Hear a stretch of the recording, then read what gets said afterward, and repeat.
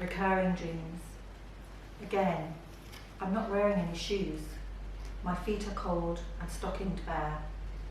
In my real life, of course, I never forget them. In my dreams, they are never, ever there. The brakes on my car are tampered. I slam down, and then my eyes clench at the impending crash, then startle awake, never realizing the end. A slow-walking figure always shadows out of reach. I shout and shout for them to turn back. My screams are muffled and muted. I never catch up. I'm pressed behind a fence, squinting through a crack. But then my father is in the kitchen, making his mint chutney. My grandmother is in India, stroking my hair. My friend is in London, smiling at my bad Norwegian. They are so real, and I can touch them, and they are there.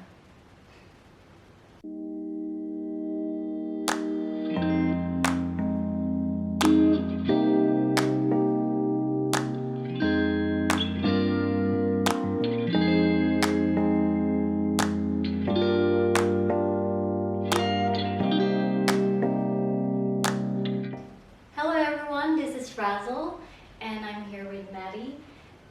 Maddie is a friend of mine, which is, I think she's, if somebody will ask me, I say you're an author. Is that you? Yeah, I guess I'm a dentist, an author, writer, yes. And I run a business. Yes. So I'm here to have a chit chat with Maddie, and let's get to know her a little bit, maybe deeper. We'll see. So thank you so much, Maddie, for letting me be in your home. You're welcome. Thank you, Russell. And yes, first I asked this first to the people I interview. How was your childhood? How was my childhood? Yes. Well, I am the first generation born in England from immigrant parents. Mm-hmm. My parents came from India, and I think they faced quite a lot of adversity, and not terrible, but they were in the 70s. It was not so easy to be foreign in London, and but I think they tried for us to make it calm, and they wanted us to speak English. They wanted us to integrate very well. So they tried to make it as easy for us as possible. Tried to instill into us good values, the values of where we came from, but also ways and tools for us to be able to navigate our way in a society where we were British, but we probably didn't look British. Yes. So, but they encouraged us, and so I think that my childhood was quite calm. That's nice. I mean, is there... I love school. Oh. Yeah.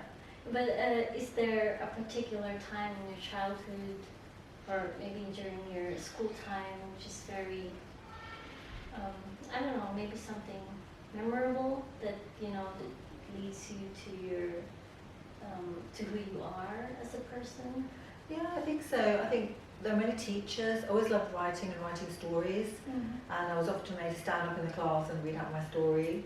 So I think those teachers who really encouraged me to create were very influential, and I remember them very well. I remember their names.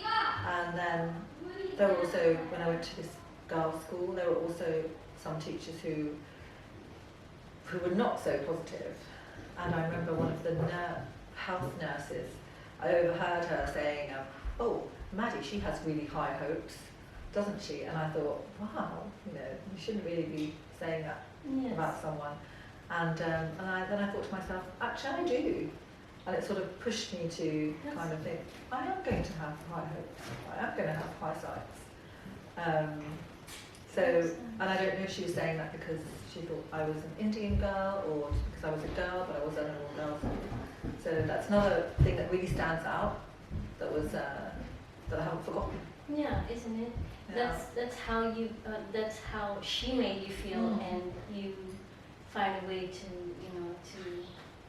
take it as a challenge then. Yeah. But you're a dentist, so. Yeah. So then I was good at science at school, and because I think Indian parents, they often want to push you into something sciencey or accountancy or law or medicine or engineer. yeah. But I actually chose dentistry myself. Yes. And I wanted to be a surgeon, and I actually found out that only 1% of all women at that time, when I was going to medical dental school, become surgeons, and I thought, okay, that's going to be a hard ride. And in hindsight, maybe I could have pushed myself to do that, but I thought that dentistry would be more for me.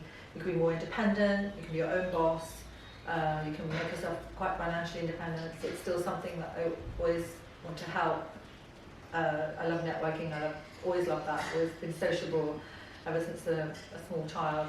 So I love to do things for the community, and so doing something in medicine was quite a natural step for me. Yes. And how did you move here in Oslo, Norway? Married a Norwegian. Yes, you met here? No, so John and I, we met backpacking around the world. Both of us love travelling. So I was already a dentist, and I took a year and a half off to travel, and he was a law student, and he took a year off to travel. And then we met in Vietnam 23 years ago. So we had a back and forth relationship, 4 years, back and forth over the North Sea. Wow. And then and I was, of course, supporting him for quite a number of years, and then he moved to London, and then we got married. You're very patient then. Yeah, no, but for me it was good, because I was in no rush. I had already decided from quite an early age that I was going to put my career first and foremost, and put children and marriage later, and then meeting someone who was still studying, and also slightly younger was actually the best thing that could have happened. So when you're already here in Oslo, was it easy for you to adjust, or how was it? It was easy for me to get a job as a dentist, and then I also taught at the dental school, so my Norwegian had to become good. It was good for my Norwegian to teach there. To adjust, well, in 2004, Oslo was quite different to how it is now. It wasn't as international, with so many international shops and the opera house and things like that. So coming from London, which is a huge melting pot, busy city, very cultural, very diverse. Everyone is anonymous, nobody stands out. I felt like I stood out too much here, being a tall Indian girl. And so it was a little bit difficult to adjust at the beginning, but I threw myself into my job. I had no choice. Yes, as a dentist. Yeah, then to work. So. And then how did you came upon Business Women Oslo? Yeah, so after I worked as a dentist here, I had my first son. He's now 15. When he was 1, we moved back to London for 3 years. When we came back, I had the twins. I was pregnant with twins. So then, of course, I wanted to have a couple of years off with them. And then everything had changed in Oslo. It was 2009 when they were born. So by 2011, it had become very international. And suddenly I had this huge circle of international mother friends, and the international people were coming in all the time because of the recession. And I saw, from living in London with a small toddler, how many things there were to do for children in London. Sports, singing, baby ballet, baby yoga, and I had become a baby yoga teacher. I had trained as a baby yoga teacher. So I had an idea to set up a business called Karma World, where I would teach baby yoga, and we would do networking. So, and again, I also thought, women who have children need to also be empowered. It's also an international mom coming to a new country, having a baby. It can be very lonely. Yes. And in order to empower them, they need networking. And they need other people in the same position. And I saw there were no groups. There was a Facebook group, but there were no places or groups for people to meet. Yeah. So I created that with the Karma World, and we had coffee mornings where we were able to meet their babies. We had baby singing. We had all these classes for them, and also it was also for men. When men started getting more permission, more men started coming. Oh, that's so nice. And then we started getting lots of Norwegian moms and dads too, not just international, which is very nice. And so many people have said to me they've met their best friends at the Karma World, and I bump into people in the street all the time, and they say we loved coming to a Karma World. So I ran that for 5 years with a business partner. It's been wild then. Yeah. You changing career, because any change it's quite scary, right? Were you scared or? I think the good thing with medicine and dentistry is that it's a profession, and any profession really, that you can go back to it. that's the big advantage. Yes. So there's nothing, when I took a year and a half off to go travelling, I was never worried that I was not going to be able to work again when I came back. So it's a good gamble, you know, to change something. Yeah. But it worked out in the end. Yeah, it did. It did. And I also think that it would have been sort of what's the word? Sort of a bit sad for myself if I hadn't taken the plunge to change career when I was able to. Yes. Instead of like many people who are scared or who don't have the courage or worried financially staying in a job that they're not happy with for many years because they feel they have to or they can't take the plunge or can't make a decision to leave. It's just easy. Yes. But they haven't had, they haven't been inspired. And this is another thing with Business Women Oslo. They haven't had the inspiration from someone else or the idea from someone else or the connection. Yes. Yes. Exactly. And so I felt like I had to do it. It's now or never. Otherwise, I'll, and regret it. Yeah, and then also for me is that I don't feel like there's something. I don't feel like I want to do something for the sake of doing it. I want to do something because I really enjoy it with a passion. I was the only one actually when I set the business up in 2012 doing baby yoga in English. I think there might have been a couple of ladies doing it in Norwegian, but no one was doing it in English. And I feel like Abby and I, with our baby yoga and our baby massage classes in English, paved the way for all these new, and now there are hundreds of baby yoga and baby massage classes in English. Yeah. But we feel very proud that we have, because like you said, you were the first one who had it, but so basically for many years nobody thought about it. No. So that's nice. And I think also because all the international mums were coming, from 2007 onwards, so then suddenly there was a market. Yes. And many mums international women who come, especially if they come with their husband's jobs or they're married to Norwegians, don't always learn Norwegian if they're not going to stay here for many years. So then it's nice to have a networking, a group of where everyone is speaking one common language.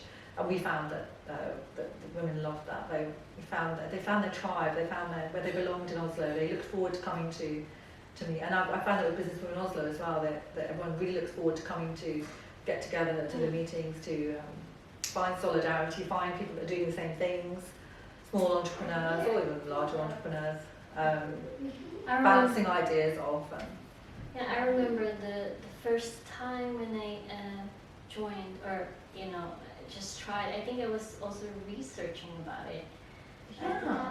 I don't fully remember, but I remember you asking lots of questions about it. Then, yeah, isn't it? And then I came here, and I don't know, but I was kind of like emotional when I was speaking in front of.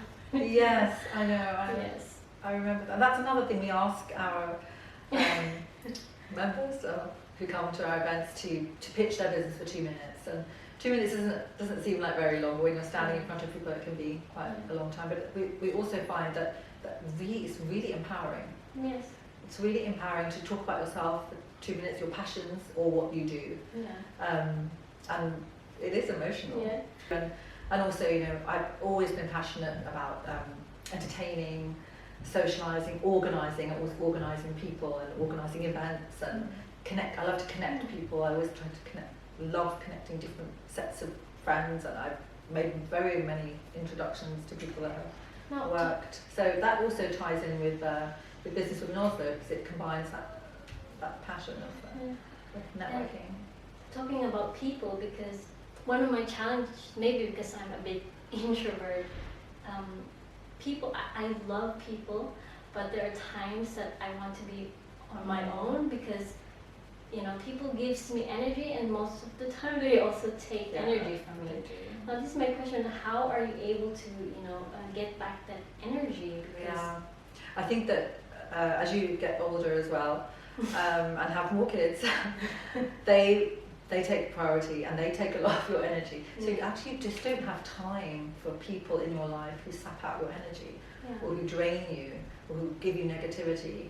And you actually have to become a bit more ruthless with not with them but with yourself. Yes. To say to yourself, I can't deal with this, and to say no more high standards when it comes yeah. who And, are and, going to. and I think also, as you get older, you often find yourself saying, and there's so many articles and blogs about this, what would you say to your younger self? And there's that famous interview that Helen Mirren gave for Tatler when she was asked that question, and she said, I would have told more people to F off. And I probably wouldn't say that because I think it's rude to say that. Well, of course I would if I had to. But you know what she means. Like, yes. You wish that you had the courage or to tell that person no, or just whatever you wanted to say at that time. Are you a people pleaser?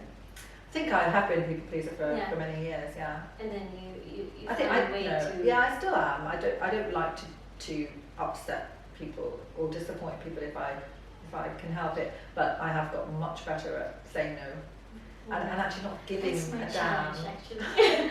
But I think there's ways of detaching yourself which in a polite way. which are nice, but ultimately which are nice to you, because sometimes if you get aggressive or you can actually make yourself feel bad, and then there's no point. Yes.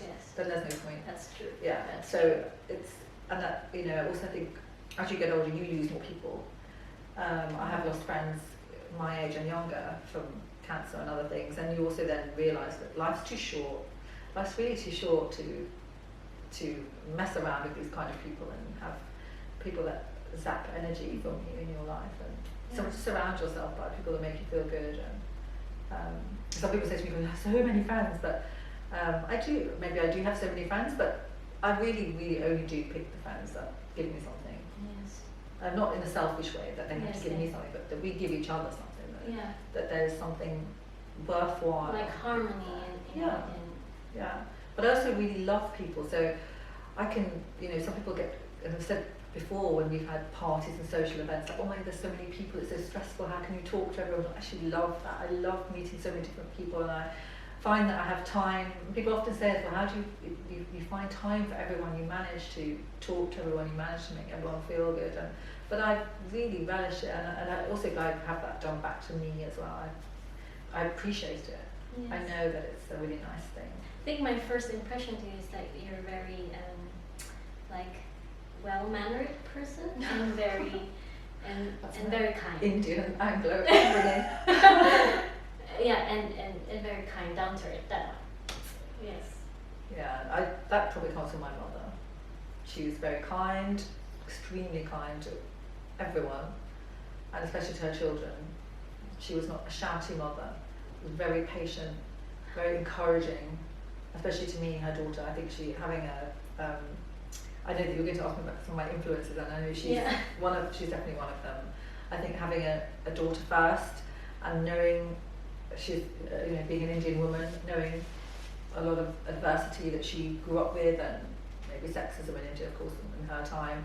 She didn't want any of that to happen to me, but of course it was going to happen. But then she gave me the tools and resources to deal with it, and advice, and really encouraged me from a young age to be independent and to really have a good career, to be financially independent and mentally independent, so that I could just do exactly what I wanted, not be pressurised into getting married or anything like that. So you look up to her? I never felt any of those things growing up. In my teenage years or in my 20s, I never felt pressurised, and had friends getting married in their early 20s, and I didn't feel the need to follow. That's really nice. That's really nice. Even though, you know, it's my Indian relatives are probably like, oh, what is she doing? She's going to be off. And you do that as well now that you're a mother, right? With your children? Yeah, even with the boys, you know, definitely try to instill some independence in them, respect for other people, and with Pia, I will definitely.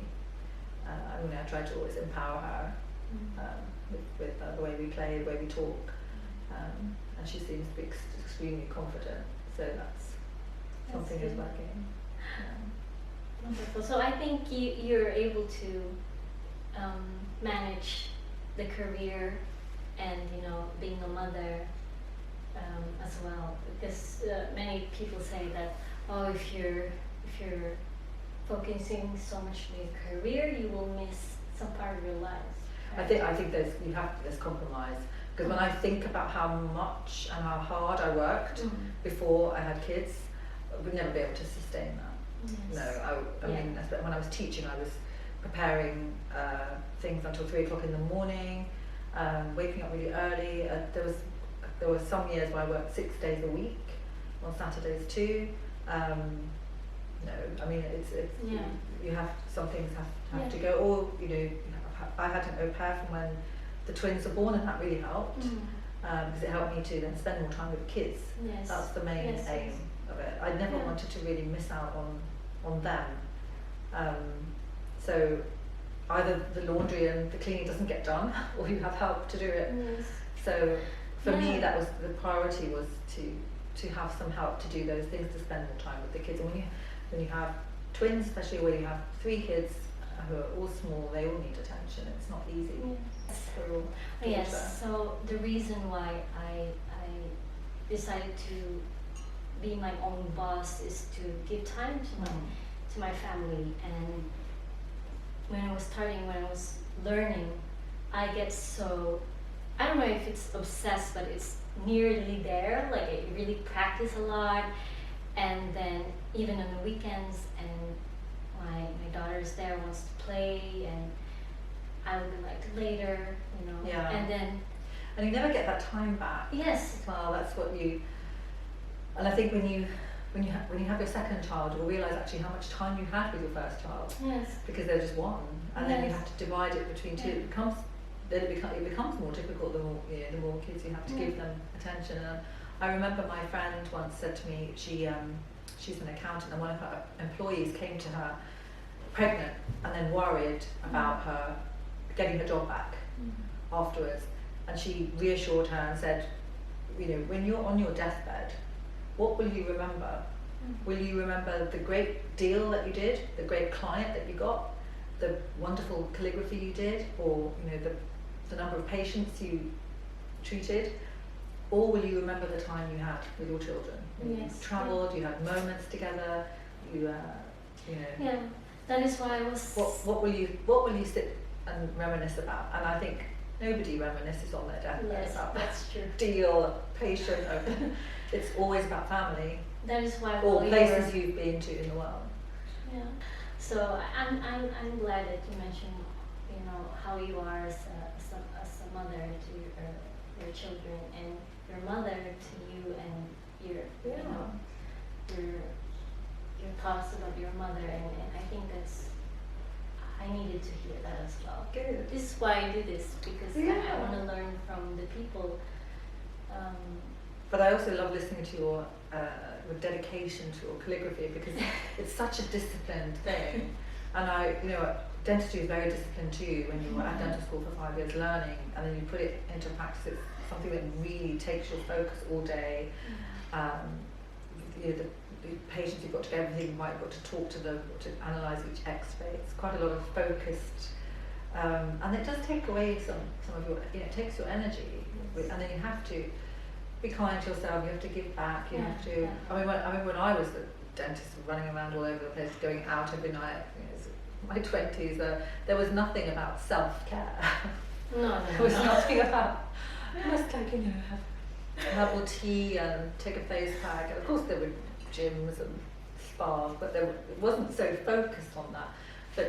But maybe when you're younger, it's always important, but it's not as important. But as you get older, definitely you have to take some time out for yourself, and also when you take time out for yourself, you reassess.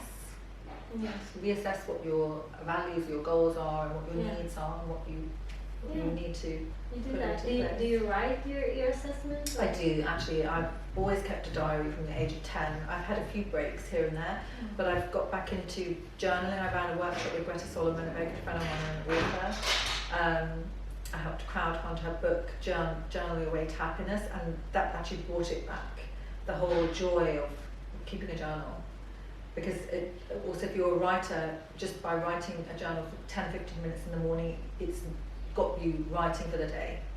So you've already sort of started. And then just keeping a journal, especially with going back to read it, is wonderful. Or just writing morning pages, it's called, where you just write anything. Yeah. It doesn't have to be a journal. What I do, I write before I sleep, because I notice when I don't do that, and then if I wake up in the middle of the night to go to pee or whatever, Yeah. I just think, I overthink. Yeah. And then That's, I won't be able to sleep maybe 2 to 3 hours. Okay. So I need to write all my worries, because that's me, I'm a worrier. Yes, but I think that's, and I suppose it doesn't really matter if you do it last thing at night Yeah. or in the morning, but writing is so healing. Yeah, It really gets things out. It, you know, and if I'm frustrated with anything to do with the children or, you know, my life or anything, or the whole COVID situation, that's why I started writing poetry about poems about COVID when it all kicked in, and set up the All the World's a Poem project. Poetry project for people to hand in, because I thought if I'm writing poems about COVID, I'm sure other people are writing stuff, and if they're not, I'm going to encourage them to write something. And then they just kept flooding in, and people were putting down all their thoughts about COVID, about their anxieties, about what's going on in their lives, about their worries, because you know the whole world has been in a state of worry.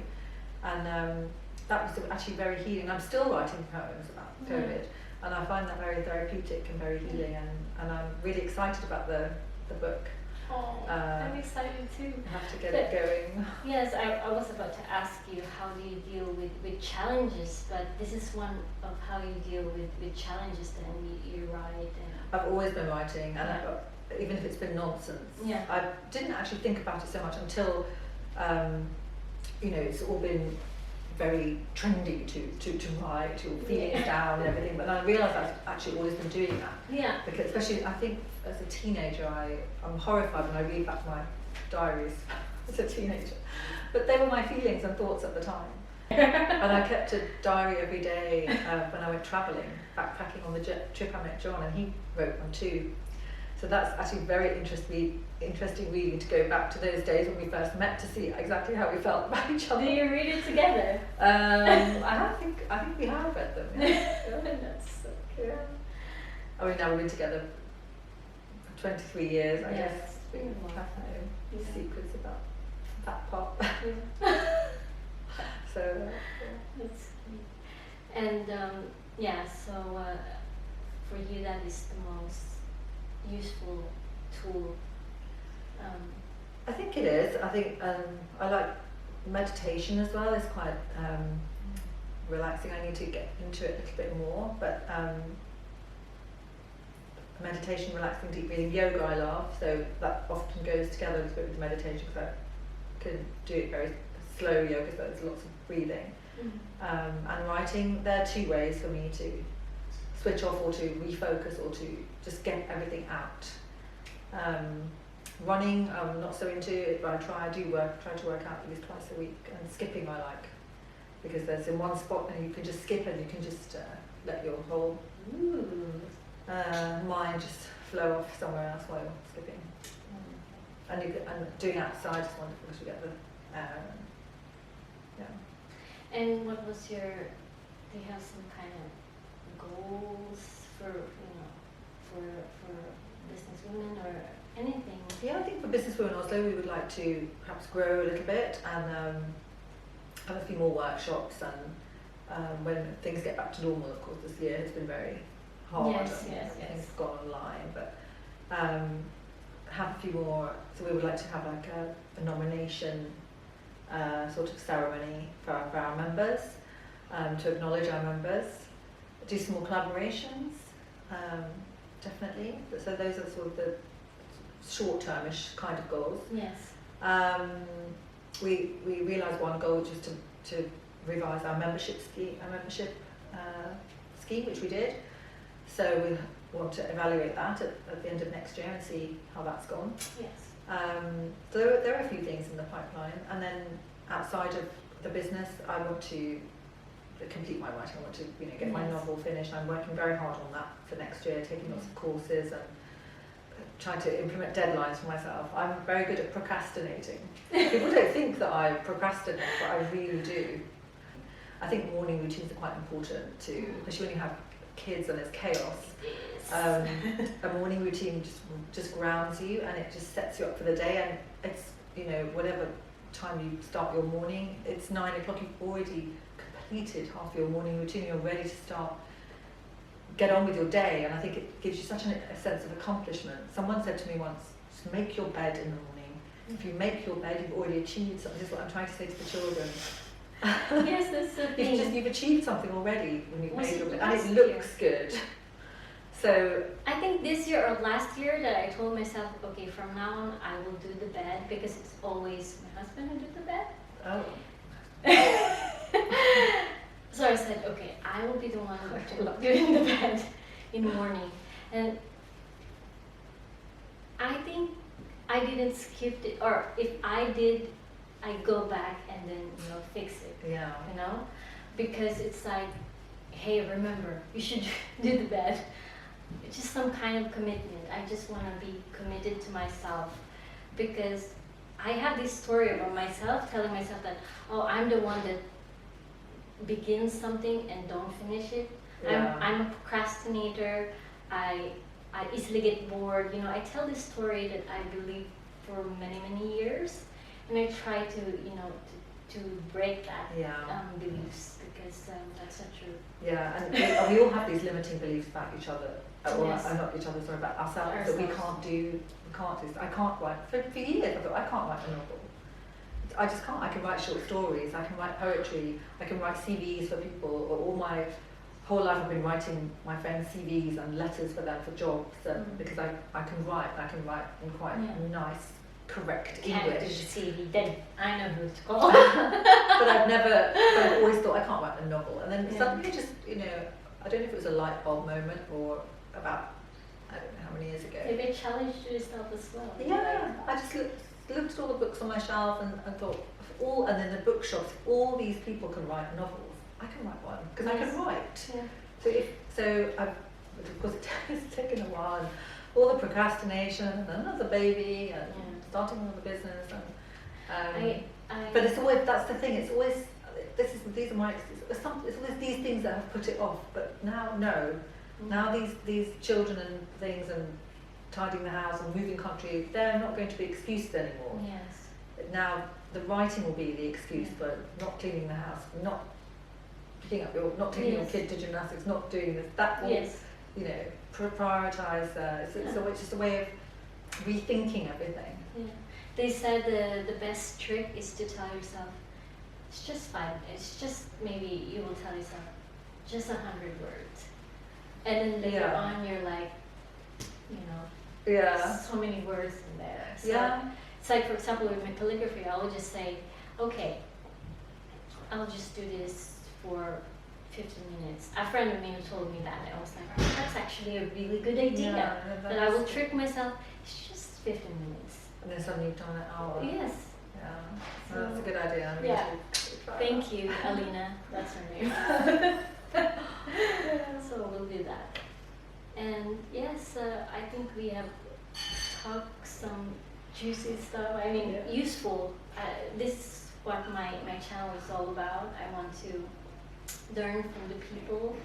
You know, usually I really want to talk to people that are into, you know, maybe how do you call this?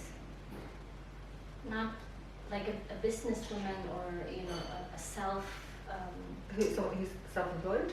Yes, self-employed, where you do it yourself from the ground, and because I never thought that I will be this person who wants to be my own boss. You know, I have just, as long as I'm employed, but then I realized it's not my personality. I mean, I'm okay being employed, you know, like I follow the rules and stuff, but it's always nice to be your own boss. It is. But to have control of your own time, what you're doing, your own finances, your own taxes, I mean, just everything is just so much better, I think. But that's not for everyone, and people and I've had jobs, of course, I've been employed as well in universities teaching. They are employed jobs, and it's also been wonderful. It's so I mean, it's not like, oh, I want to be my own boss, and you expect that will happen right away next year, right? There's steps and challenges and, you know, blocks cracks and bumps in the road, and these parts, I want to learn this from you or other people that I've talked to, in order for me to be reminding myself that it's okay to feel discouraged at this moment. I also think that there's certain, like you evolve, so there's certain stages in your life when then you're ready to become self-employed or become your own boss or start your own business. And what I have seen with Business Women Oslo and also with myself is, especially here in Oslo, is that when people have moved here with their husband's job mainly, or they've had their own job but then they've had a child, suddenly things change, your life changes and you think, I can't go back to that career, that's gone now, I have to do something else. And the reason that we also love to have our Business Women Oslo networking meetings in a home is because so many businesses are born from the kitchen table. Yeah, they're born out of an idea, yes, sitting at the kitchen table, coming up with ideas, and many people run their businesses from home. So many of our members are running catering, who are running making things, coaching businesses. They're all running their business from home. You don't need an office, and of course, running your business from home saves on lots of overheads and costs. So we always think that having our events in a home environment is where it all started, is where business ideas come from. And so it's bringing everything back, and it makes everything a bit more intimate. And well, where did we start? I think, actually yes, in our kitchen table as well. I practice in our kitchen table. Yes. Well, let's wrap it up. That's what I love. I love all the details about running a business, about part of the business. It's not everything is not just about earning money. It's about the small details of how, like, you have it in a home, the kind of food you serve, food that's nutritious, food that energizes the soul, it nourishes the soul. So now we don't have any meat. It's all vegetarian. It's mainly gluten free, no sugar. And also being a dentist, I'm very focused on that. It's the small details of all the events that make people inspired, make people want to come back, I think. And also the fact that Antonietta and I are very much people connectors, and as well, I think that people don't feel intimidated when they come. Yes. At all. Especially when you enter somewhere for the first time as a new person, it can be a little bit daunting. But most people have never found it to be uncomfortable. They've always had a good experience. The first time that I came here, I'm always a bit shy, but when I was able to really talk to you and the other girls, I mean, it's comforting. Yeah, and also, I'm just a champion of women. When I was a dentist, I saw myself how important it was to be a woman, especially a woman of colour in London. To be strong and to be empowered, to have your own money, to have your own business, as it were, being self-employed. And I wanted, that all women should be like that. And so now if I need to, and so Business Women Oslo is also because of supporting those businesses. If I want a personal trainer, if I want a cake maker, if I want a silk shirt, I'm going to go to all our people that I know make. I'm not going to go to Zara and buy one. I'm going to go to a friend who lives down the road who makes silk clothes. A friend of mine makes knitwear. She's not Oslo based, but she's still a small women-led business. All the caterers that make wonderful cakes. I'm not going to go to Barker Hansen. The chefs that we have for our dinner parties, they're all women who run their own catering services. I'm not going to go to a big restaurant and order from them, because when you support a small business, you're supporting a dream, you're supporting a livelihood, you're making such a difference in that woman especially. And you also at the same time make that woman independent and empower her. So the supporting of small businesses, not just our events not just our own business, but the actual business of supporting other women is so important for me. Yes, and it's like you said, it's a ripple effect. If they receive, the support and encouragement, then they will do that in other, Exactly. And then the whole ripple effect of that is that the community is stronger. Yes. When the woman is strong in the house and feels empowered, the ripple effect in the community is felt, and the community is strong. Yeah, I actually read like things a happen comment. and things get done. Yeah, I actually read a comment about this person, about this podcast that I was listening, and she said that we should change the way we, deal with. It's not like deal, but it's like stop the competition. We should support our, co-women. Like all of us women should support each other instead of, compete. I mean, it works with men, but as women, we need to, Yeah, no, but I agree. There are other networking platforms for business women and for professional women in international network, and there's so many global women, and we don't feel that there should be any competition. Yes. Everyone can, and in a way it's great that there's so many different platforms for people to join. They have the choice and they have more opportunities to be empowered. Yes, That can only be a good thing. So we don't feel that anything is competition. And I suppose Antoinette and I are very lucky as well that we have careers at the side. Had careers at the side, so this can be a really big passion for us. But it is also a business. It's not something that we take as just purely fun. It is a business, but we are very passionate. We do love it. Yes. So that's wonderful. So nice to hear a lot of informations and your stories and those inspiring parts, especially about your mother and you doing your poems, writing your poems. I really enjoyed our talk. Oh, thank you, Rosla. I really did too. It was really nice. I will really enjoy editing this. And I don't edit a lot.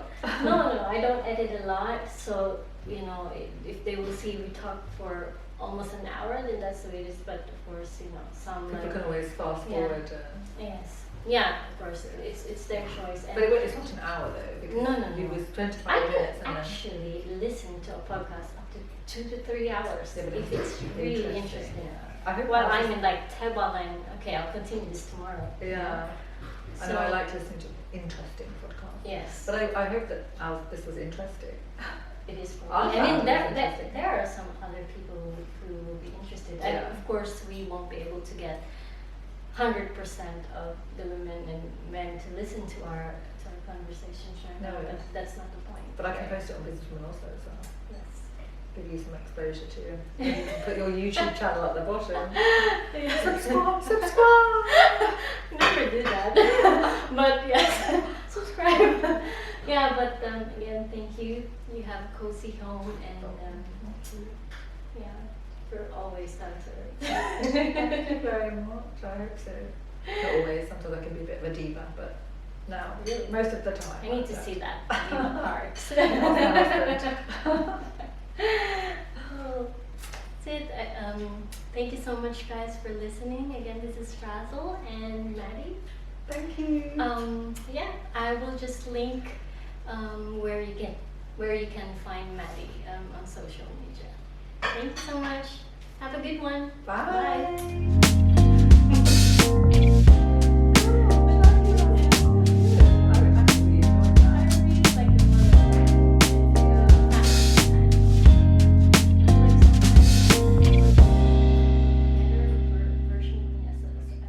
Mother as friend. 26th of November, 1997. Write a thankful poem. I'm thankful I was born with freedom and rights. I'm thankful I was born to parents with intelligent insights. I'm thankful I was given free rein to use my mind. I'm thankful I could plan my own adventurous life right. I'm thankful I was born in a vibrant, big melting pot city. I'm thankful for my family and friends I know I'll have for eternity. I'm thankful I could always play by my own rules. I'm thankful I've never needed to suffer fools. I'm thankful I could explore and read voraciously and write. I'm thankful I could choose my career and set my own high sights. I'm thankful for my independence, my will, no need to conform. I'm thankful I could choose when to marry, have kids, and not follow any norm. I'm thankful for my curiosity, opportunity to travel the world. I'm thankful on a round-the-globe trip I wrote my story, Boy Meets Girl. I'm thankful on those travels I magically changed my plans. I'm thankful my itinerary swerved and included Vietnam. I'm thankful we were together on the same bus trip in Saigon, and I'm thankful 23 years ago I found my soulmate, my true Viking one.